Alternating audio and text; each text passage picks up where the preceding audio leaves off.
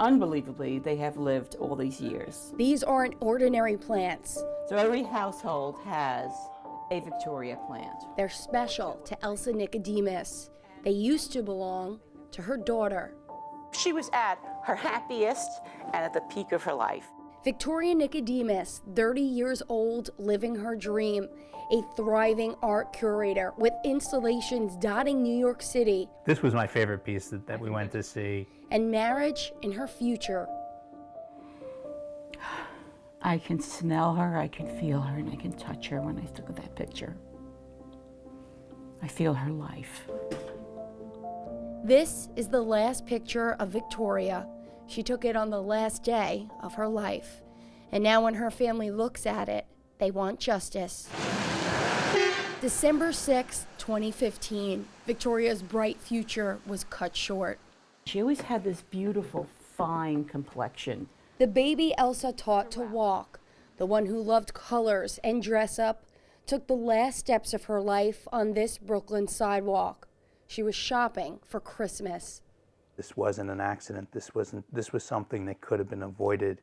There were steps all along the way that could have stopped this crash from occurring. When a Chevy Suburban came onto the sidewalk on Fulton Street, hitting Victoria and her boyfriend. He survived, but Victoria died.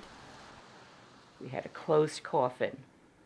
She bled out on the street. It was just devastating. When you bring a life into this world, you don't expect it to leave before you. And then here, Frankie laughed because she was cheesing pretty hard. More than 3 years later, the family still struggles with her death, but they found solace through faith. I pray to God, I talk to him, and I know God's wheels of justice are always turning. Never again would they consider a car crash an accident. Accident is kind of a feel-good term that people use to excuse what's often reckless driving or inattentive driving. Instead, they call Victoria's death and every other car crash that takes a life a homicide. The man behind the wheel of that Chevy, Marlon Sewell, was driving with a suspended license. It was the second time in less than a year that Sewell was caught without one. Not only was the SUV's inspection expired, but the vehicle also failed inspection prior to the crash. According to the NYPD officers on the scene, Sewell told them he felt lightheaded and woozy from car fumes. Sewell also reportedly told police that the month before, the fumes inside his vehicle caused him to pass out before sideswiping a tractor trailer. Now, you may think that drivers like Marlon Sewell will face serious charges, but the reality is, unless drugs and alcohol are involved, that's often not the case.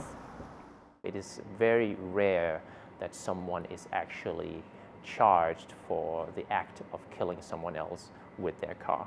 Mark O'Connor is the Deputy Director of Transportation Alternatives, an organization that works to make New York City streets safer for pedestrians.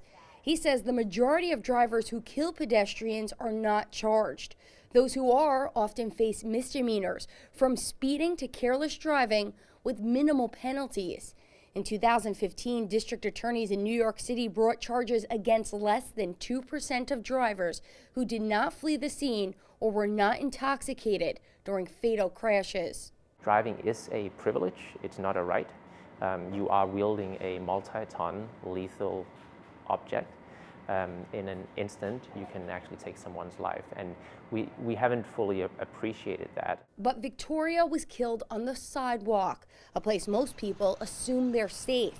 It's not until something like this happens to you or your family that you have this, really terrible realization as to, how the system really works and, how overwhelmed the system is, the lack of protocol. Leaving families like the Nicodemuses sitting through trial after trial, year after year.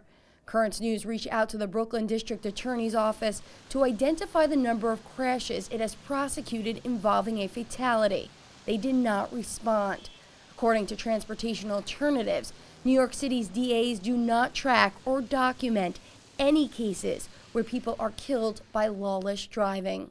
So fighting for all this, what would Victoria think about you guys still making this push? My mom reminds us all the time, we need to be more like Victoria. We need to Victoria continue to would fight still for be her. fighting She for would us. do it for us. Each court conference just as painful as the first. When the case originally went to trial, it ended in a mistrial in September of 2017.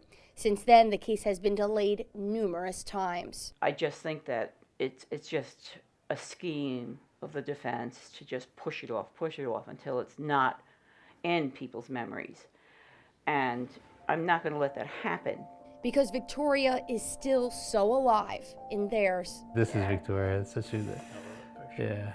I love that. Marlon Sewell is still facing a retrial. He'll eventually be tried again on charges of second-degree manslaughter and criminally negligent homicide, among others. If convicted, he could face up to 15 years in prison. There's really no, punishment that could bring her back or, justify what he did. But I think that, it sends a message that, this type of, actions aren't tolerated. And hopefully it raises some awareness to people that are driving around cars in disrepair, and maybe they think twice themselves where, hey, instead of sitting in jail, maybe I should think about fixing my car. It's not going to bring my daughter back, but it will somehow contribute to changes that are needed to protect the public.